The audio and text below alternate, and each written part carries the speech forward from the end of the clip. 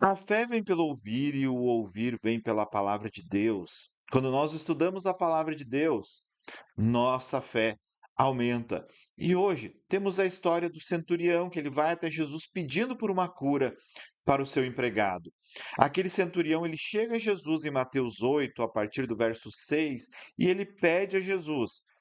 O centurião ele se aproximou de Jesus e ele suplica: Senhor, meu jovem servo está de cama, paralisado e com dores terríveis. Era uma situação muito complexa. E Jesus diz para aquele centurião no verso 7: Eu vou lá curá-lo.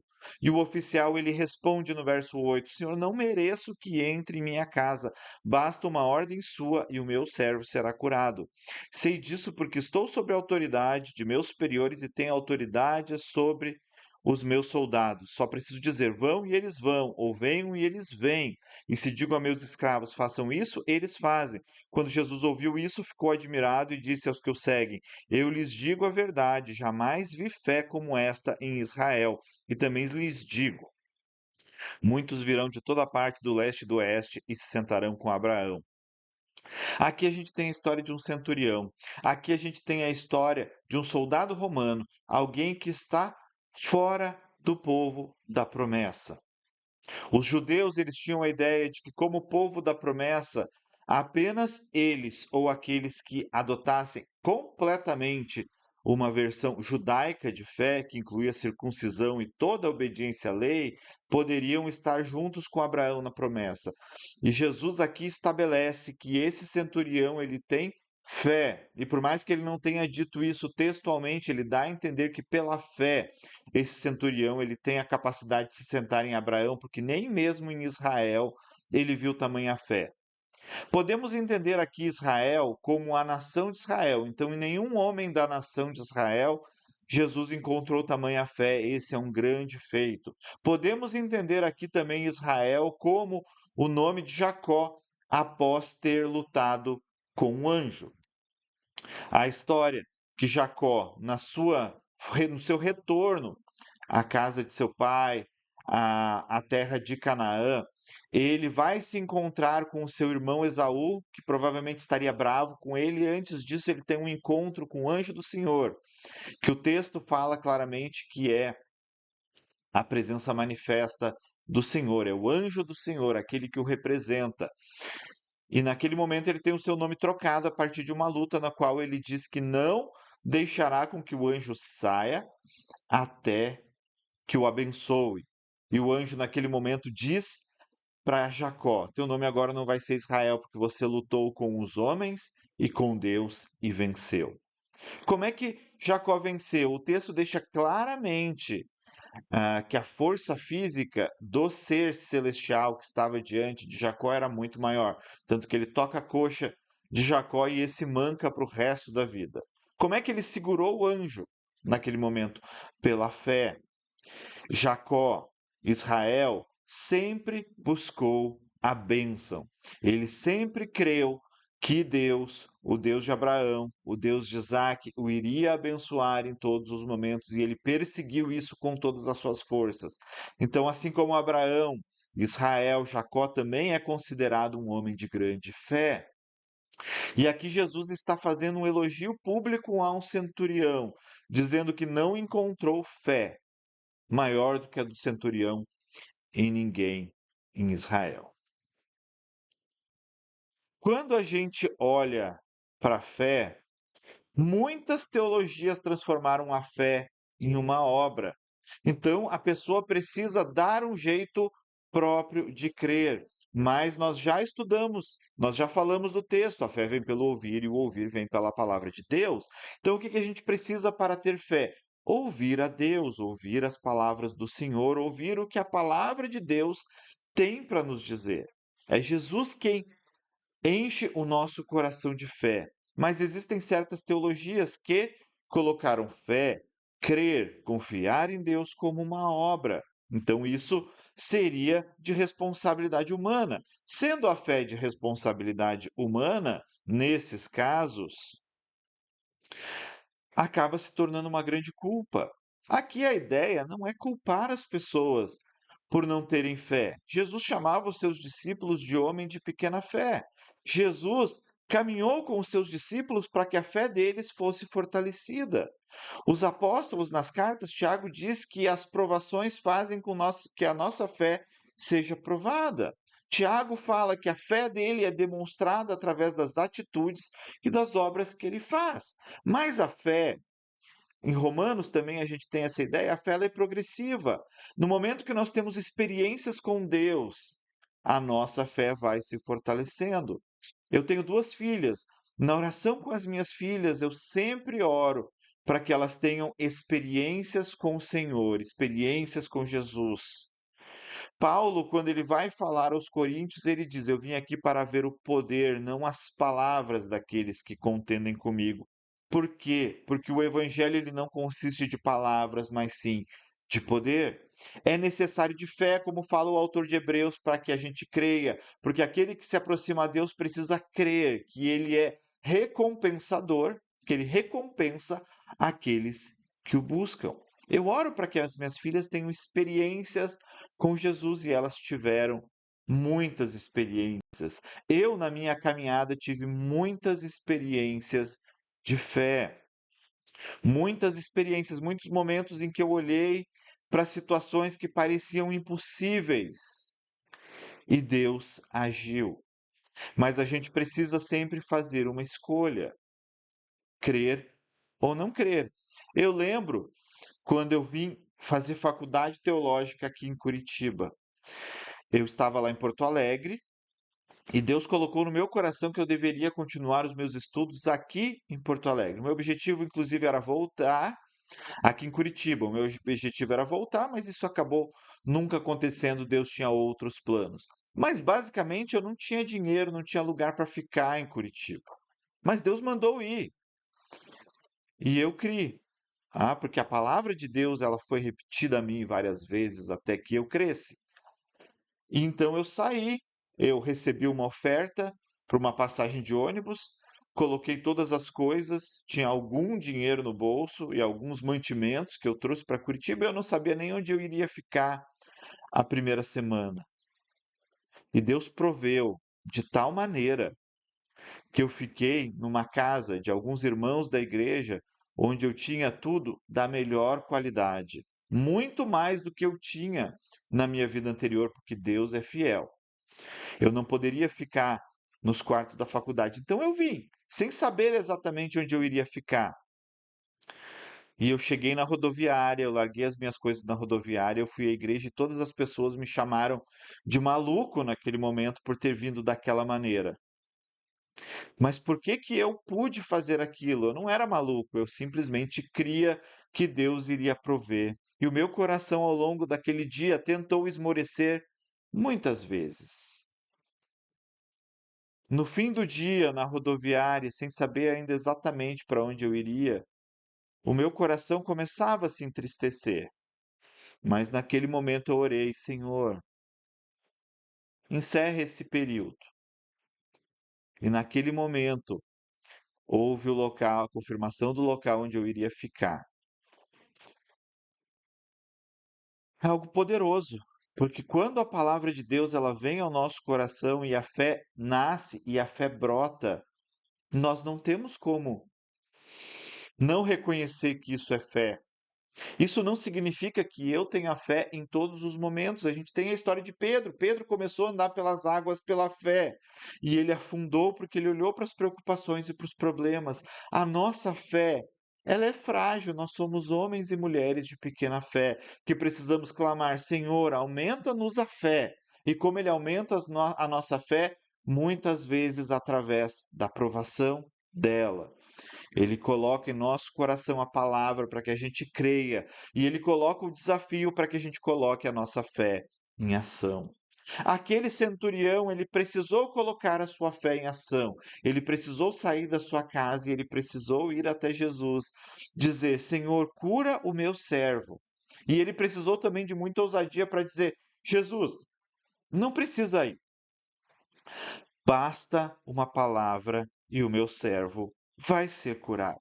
Basta uma palavra tua e tudo muda. Basta uma palavra de Jesus e todas as coisas são transformadas. Basta uma palavra e nós temos a palavra dele escrita na Bíblia. Nós temos palavras que são específicas. Quando Jesus falou comigo para sair de Porto Alegre e vir para Curitiba, aquilo era uma palavra específica. Aquilo era algo do relacionamento com Deus. Não dá para dizer que todo mundo que sair de um lugar para outro vai receber essa provisão, porque nem sempre Deus está falando para que você fale isso, para que você faça isso. Mas quando ele me disse, eu criei, aquilo se tornou uma fé impenetrável, uma fé inabalável, e eu vim. E por mais que eu tivesse medo, a minha fé foi fortalecida e a ação de Deus se manifestou. Mas nós temos palavras que são para todos e que elas estão escritas na Bíblia. O que podemos saber? Muitas pessoas dizem: ah, se Jesus estivesse aqui na terra, eu iria até ele e o meu filho seria curado. O centurião, ele demonstra a sua fé que diz: Jesus não precisa de física. Jesus não precisa estar em um local físico para curar o seu filho. Jesus está na sua casa agora. O Espírito Santo se move sobre todo mundo. Talvez o centurião não soubesse exatamente como funcionava o mundo espiritual, mas baseado na situação dele, ele entendeu que Jesus tinha autoridade, como Jesus tinha autoridade, uma ordem dele seria obedecida no mundo espiritual e essa ordem foi obedecida. Muitas pessoas passam por provações difíceis, doenças malignas, deficiências crônicas em si próprio, nos seus filhos. A palavra ela não vem para te colocar um peso, para dizer que você não tem fé. Você pode abraçar a ideia de que você não tem fé. Nós somos humanos. Deus conhece a nossa fragilidade. Deus sabe que nós somos pó. Deus conhece, Deus sabe das nossas fraquezas, Deus conhece as nossas tentações. A palavra diz que não veio sobre nós tentação senão humana, mas junto com a tentação, Deus dá o escape. Deus sabe da nossa fraqueza. Deus sabe o quanto nós precisamos das manifestações dele. Deus muitas vezes começa a fazer pequenas obras na nossa vida para que a gente consiga crer. Se eu não consigo crer que Deus vai atuar numa dificuldade física que eu tenha nesse mundo, como eu creio que Ele vai guardar a minha alma pela eternidade? Como eu creio que Ele realmente vai me salvar completamente por toda a eternidade? Entenda que os milagres de Jesus, eles servem para que a gente entenda que Deus tem poder para cumprir todas as promessas que Ele fez. Muitos cristãos mesmo, olhando para a maldade do mundo, olhando para a crueldade humana, eles acreditam que Deus possa não estar no controle, porque se ele estivesse no controle, ele interferiria. Mas Deus estabeleceu os seus planos e esse é um período muito curto. Os nossos olhos precisam estar na eternidade. Qualquer sofrimento agora, como fala o apóstolo Paulo, ele é leve e momentâneo. Momentâneo significa que ele vai passar, porque mesmo que ele não passe nessa vida, ele vai passar na eternidade. Mas Deus coloca a sua palavra e Deus coloca os seus milagres para que a gente creia que ele é capaz de cumprir as suas promessas. E através desses milagres, muitas pessoas vão crer em Jesus. Talvez você tenha um amigo que não conhece Jesus, esteja até bravo com qualquer tipo de divindade, porque passa por uma dificuldade impossível. E você precisa crer para levar a palavra e para curar. Os discípulos precisavam crer. Quando Jesus ordena que eles vão pelas cidades curando os enfermos, eles precisavam orar pelos enfermos para serem curados. Mas tem muitos pastores que não oram para que Jesus cure, ou oram já dando desculpa, dizendo: "Ah, mas se Deus não quiser, também não precisa curar. Nós precisamos ser homens e mulheres cheios de fé. E a fé vem pelo ouvir, e o ouvir vem pela palavra de Deus." Jesus olhou isso e disse: Olha, muitos virão do oeste e do leste, se sentarão com Abraão, Abraão, o pai da fé. Muitos de todo o mundo crerão. Por quê? Porque as obras de Jesus fazem com que as pessoas creiam. Jesus entrava nas cidades, enquanto ele curava as pessoas o adoravam. Por quê? Porque viam o poder que ele tinha. Diante dos fariseus, ele dizia para os fariseus: Olha, se vocês não creem em mim pelas minhas palavras, creiam pelo que eu estou fazendo. O mundo espiritual, ele é mais real do que o mundo real, mas nós muitas vezes não cremos nisso. Jesus, em determinado momento, ele disse: quando o Filho do Homem voltar à terra e encontrar a fé, a palavra fala que muitos apostatarão da fé. O que é apostatar da fé? É perder a fé. E diante das dificuldades que o mundo nos apresenta, diante das perseguições do inimigo, nós somos tentados a perder a fé. E como é que a gente não perde a fé? A gente precisa ouvir a palavra de Deus. Nós precisamos ouvir aquilo que Deus tem falado. Nós precisamos ler a palavra de Deus para que a nossa fé seja cheia, para que seja uma fé capaz de transportar os montes. Paulo diz que isso ainda não é o melhor que Deus tem para nós, porque o amor ele supera a fé, mas a fé é o caminho para que a gente possa amar as pessoas sem temer aquilo que elas possam nos fazer. É pela fé que os missionários vão aos locais mais distantes para falar do amor de Jesus. E muitos estão sendo mortos pela sua fé. Foi pela fé que Policarpo, diante dos oficiais romanos que o queriam lançá-lo no Coliseu para ser morto, ele disse: 70 anos servi a Deus e ele nunca me fez mal, não vai ser agora que eu vou negá-lo. Foi pela fé que Pedro escolheu morrer pelo pela palavra de Jesus, é pela fé que Paulo se tornou o maior missionário que nós temos na história, é pela fé que o cristianismo tomou conta de todo mundo conhecido da sua época, e é pela fé que o evangelho vai ser espalhado. Mas essa fé está hoje disponível também para que Deus mostre a sua bondade e a sua misericórdia com você. Você é mãe, você está olhando para essa enfermidade grave do seu filho e você está cheia de compaixão. E eu quero te dizer que Jesus também está cheio de compaixão. Jesus entrava nas cidades e ele era tocado de compaixão e ele curava os enfermos daquela cidade. O único caso relatado com uma explicação que nós temos de não cura no Novo Testamento é o espinho na carne de Paulo, que nós nem podemos ter uma certeza se era uma doença física mesmo. O mais provável é que fossem perseguições, mas mesmo considerando que fosse uma doença física, Paulo recebeu a resposta de Deus que ele tinha aquele espinho na carne porque ele tinha recebido tanta revelação de Deus que se ele não tivesse uma limitação ele ele ficaria orgulhoso e ele poderia cair da sua fé. E então, Deus diz para Paulo que a minha graça te basta. E naquele momento, Paulo ele se orgulha das suas fraquezas. É o único caso. Mas a gente vai ver ao longo de todos os evangelhos Jesus chegando nas cidades e tendo compaixão das pessoas e curando os seus enfermos. Jesus tem compaixão. Jesus teve compaixão daquele servo. No momento em que o centurião ele fala, Jesus diz: "Eu vou lá". A compaixão de Jesus estava em ação. Mas o que ele queria nos ensinar era maior, porque o centurião ele era um homem de fé. Ele creu e ele pediu e ele disse: "Não, eu só quero uma palavra". Apenas uma palavra, aquela palavra foi dada. Esse poder continua disponível a todo aquele que crê. A palavra diz: tudo é possível àquele que crê. Alguns vão dizer que tudo posso naquele que me fortalece não tem a ver com poder todas as coisas, porque Paulo está falando das provações que ele teve, de passar fome, de ter perigos, de ter limitações, e é verdade, esse texto fala disso.